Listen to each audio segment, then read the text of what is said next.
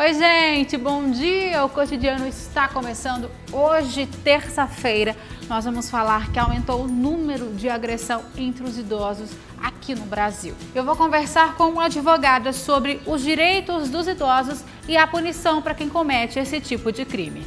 E olha, gente, nesse período junino aumenta o número de queimadura, principalmente entre as crianças. Eu vou conversar com um clínico geral sobre como os pais devem proceder caso isso aconteça. E para quem gosta de praticar exercícios físicos, hoje vocês vão aprender a fazer alguns usando uma caixa. E atenção, mulherada, as botas voltaram com tudo. Hoje nós vamos dar dicas de como vocês podem usar e mostrar quais modelos estão em alta. Então aproveita, ó, senta por aí, pega aquele cafezinho que o Cotidiano está só começando.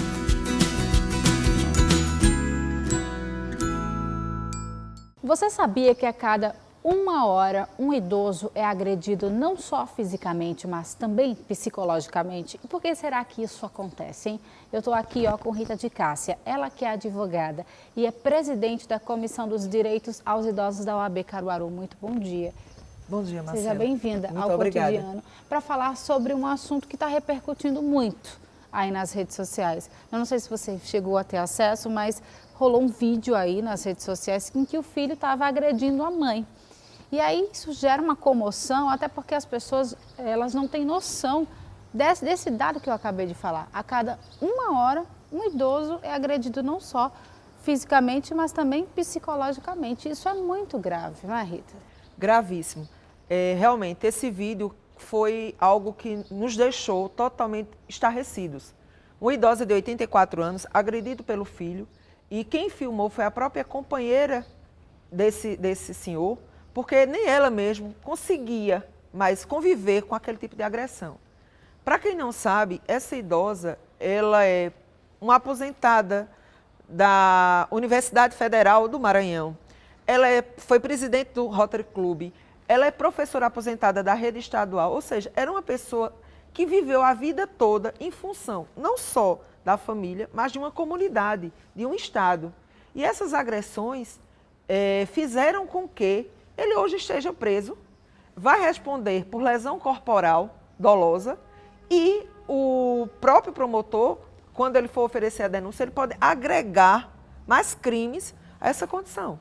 E quando precisa descansar e precisa de cuidados, é quando a família abandona, né? Nós não estamos generalizando, nós estamos falando o que acontece por aí, não é verdade? Exatamente. E é sempre bom lembrar isso. Até porque um dia todos nós vamos envelhecer. Tomara nós que possamos chegar à idade de muitos idosos.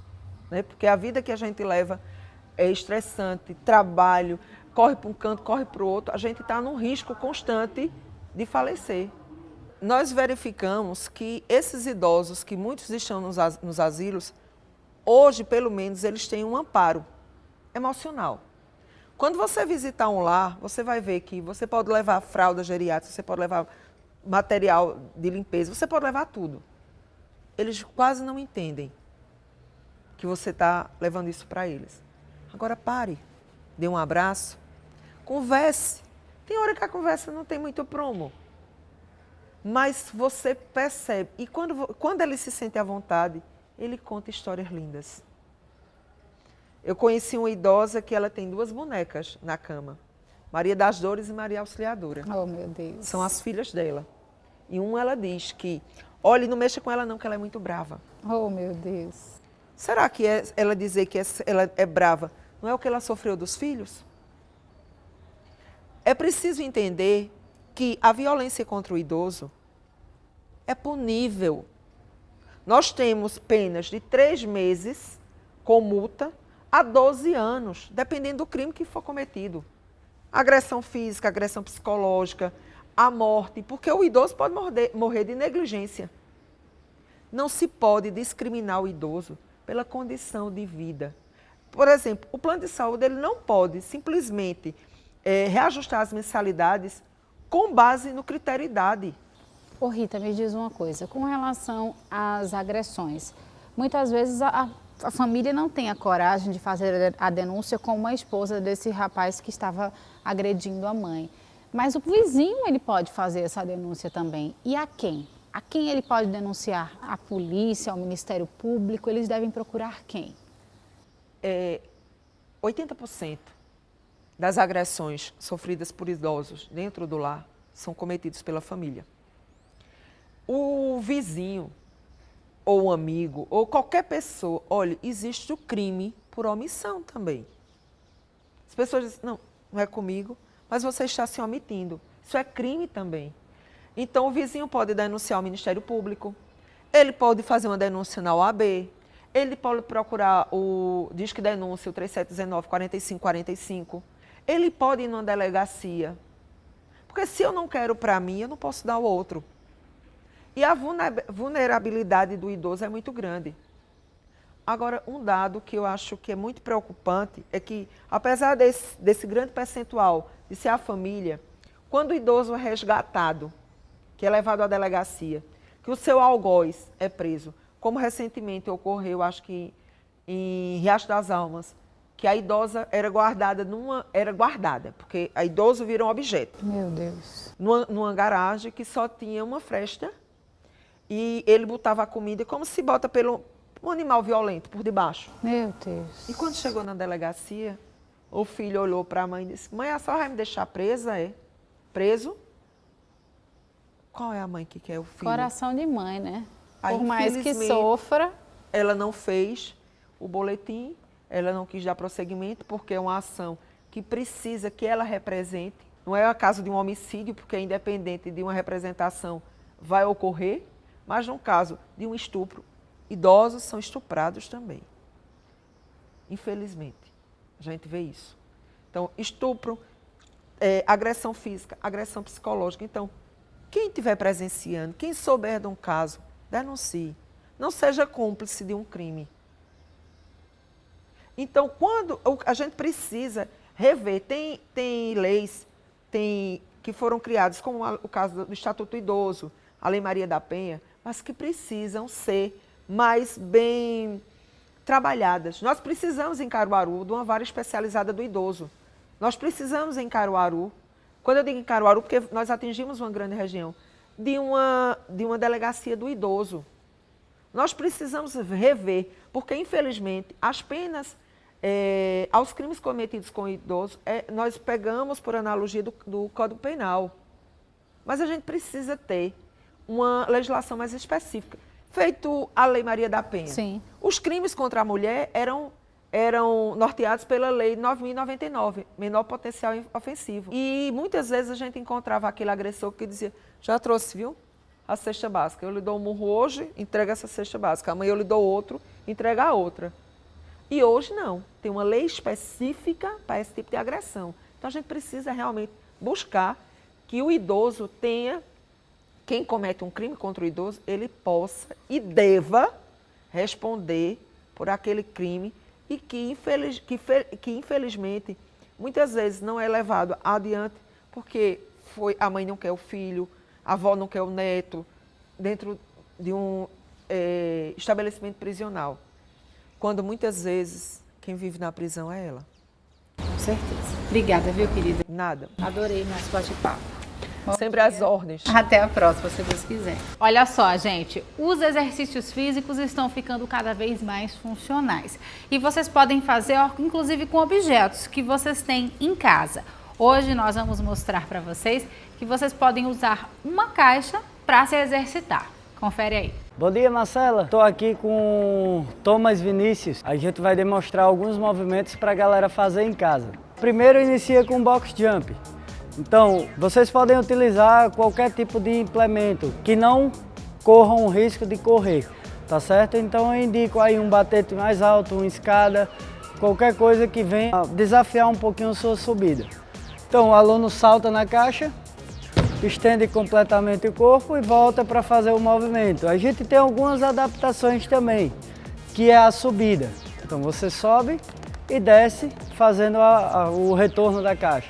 A gente pode utilizar uma caixa mais baixinha, como eu falei, um degrau, uma escada, qualquer coisa para fazer esse movimento. O outro movimento que vocês podem fazer, que vai precisar do mesmo material que utilizou agora, é um tríceps na caixa.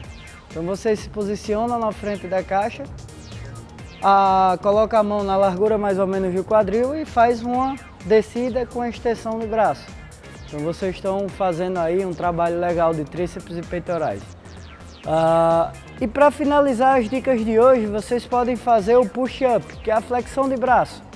Então, tem a flexão normal, a básica, você coloca o pé no chão, encosta o peito completamente e empurra. Isso, aqui é um trabalho um pouco mais intenso, como a gente falou também, a mesma quantidade de repetições, com adaptações para ficar mais fácil. Joelho no chão, isso, você faz o movimento completo também, que fica um pouco mais leve.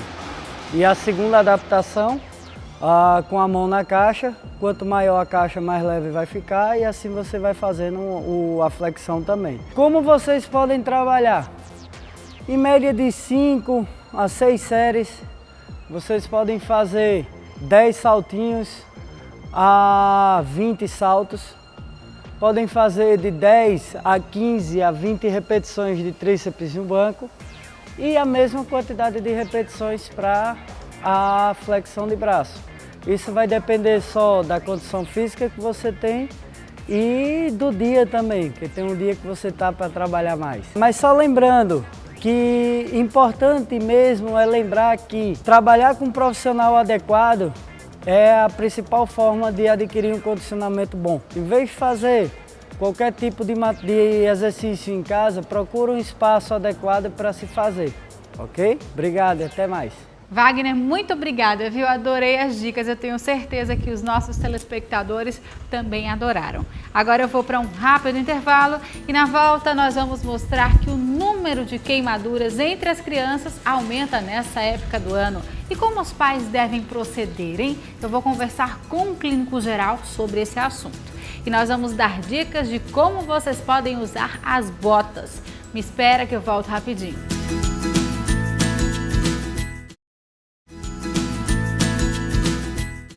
Olha só, gente, nós estamos no período junino e como é tradição aqui no Nordeste, nós soltamos muitos fogos.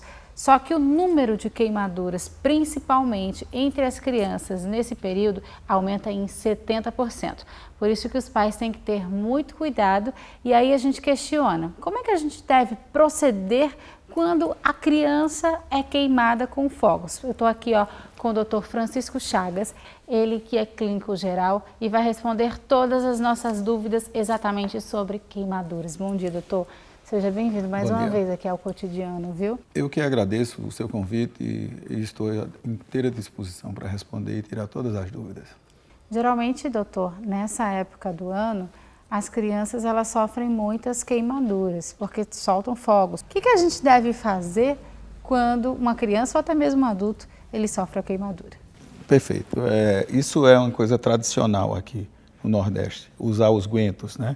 Que são essas pomadas caseiras, como você falou, casca de banana, creme dental, mas isso não é recomendável, porque pode piorar mais ainda a lesão, né? Dependendo da extensão da lesão, da queimadura e do tipo de queimadura, porque nós temos 3 tipos de queimaduras, né, em graus, né, de 1º grau, de 2º e 3º grau. Então tem que ver o tamanho da lesão e fazer o tratamento correto, né, para aquele tipo de queimadura. Cada tratamento vai depender do tipo de queimadura. A queimadura de 1º grau seria aquela queimadura solar, que você tem o vermelhão e dói, né? Aquilo dali você usa o quê? Uma água fria, não precisa ser gelada. Muita gente diz, olha, se queimou, eu coloquei água gelada. Não precisa ser água gelada, água fria.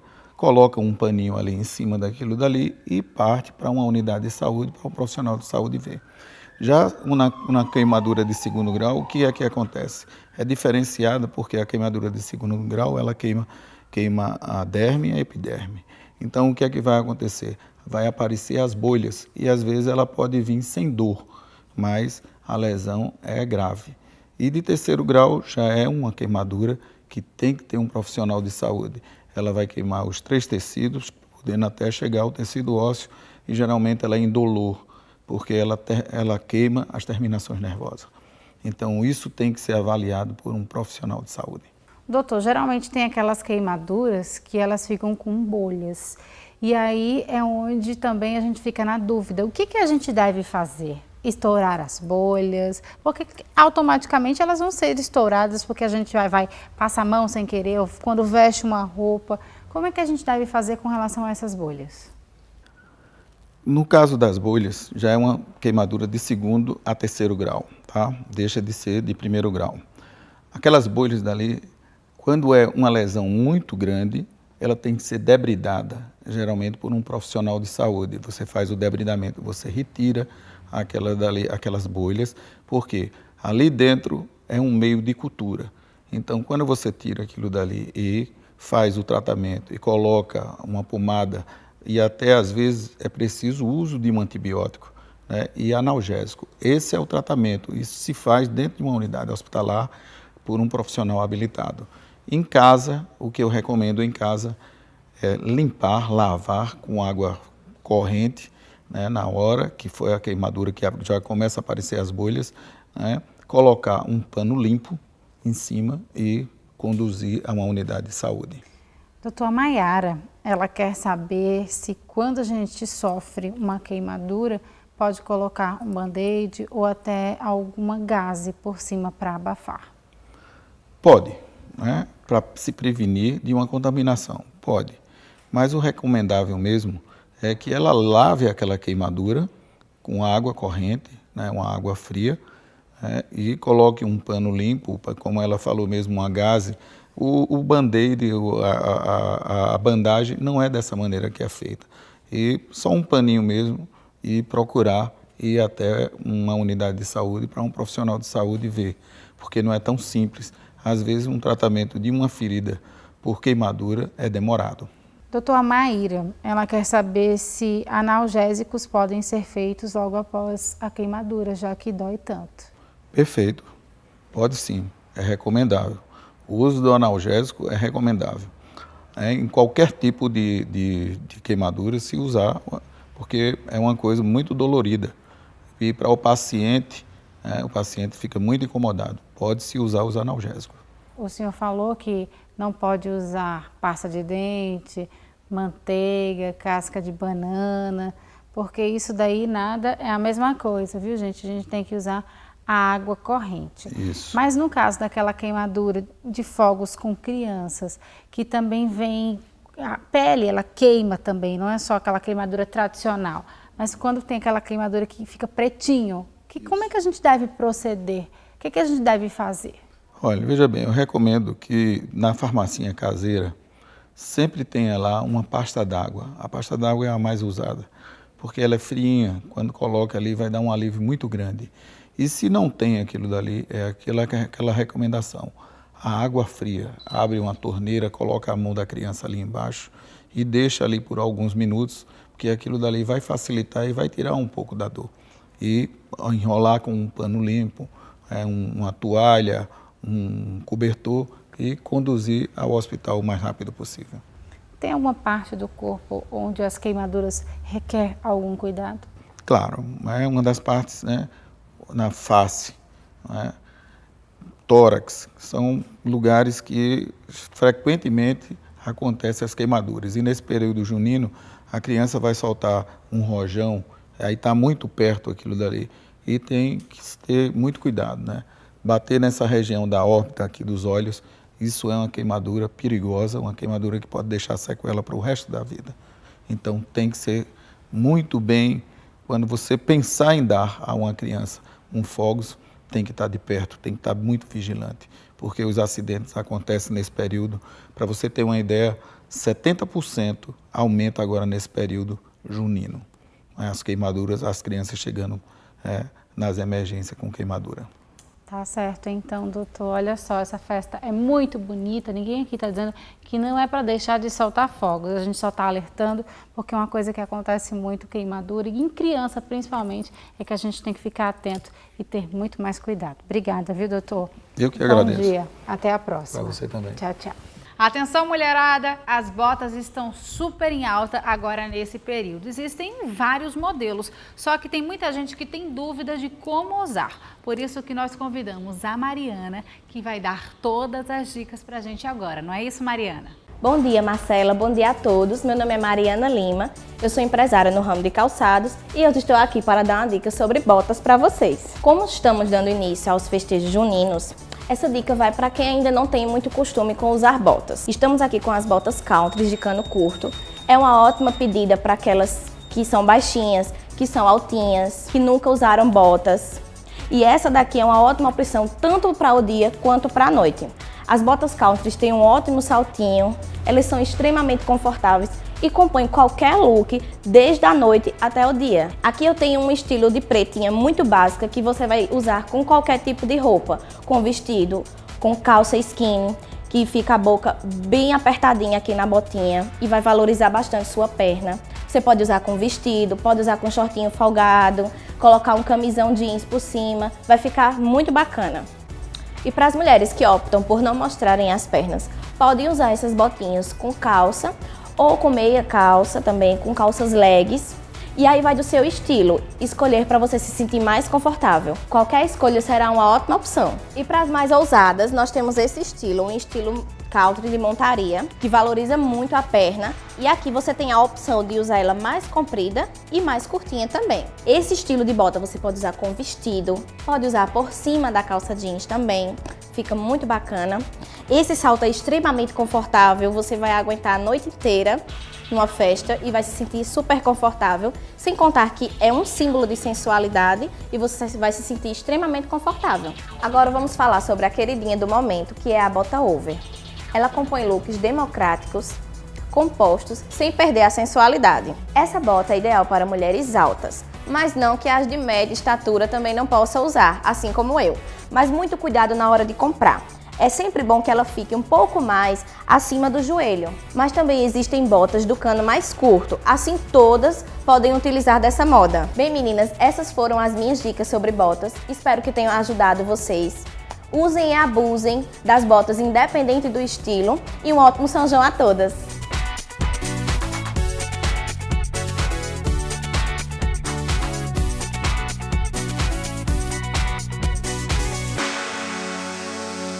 Obrigada, viu, Mariana? É um modelo mais lindo que o outro. Agora é só escolher o que mais combina com o seu estilo e aproveitar o São João. Gente, muito obrigada pelo carinho, muito obrigada pela audiência. Se você quiser rever esse programa, corre no nosso canal no YouTube. Tem também o nosso Instagram, que está aparecendo aí na sua tela, com @TV Jornal no Interior.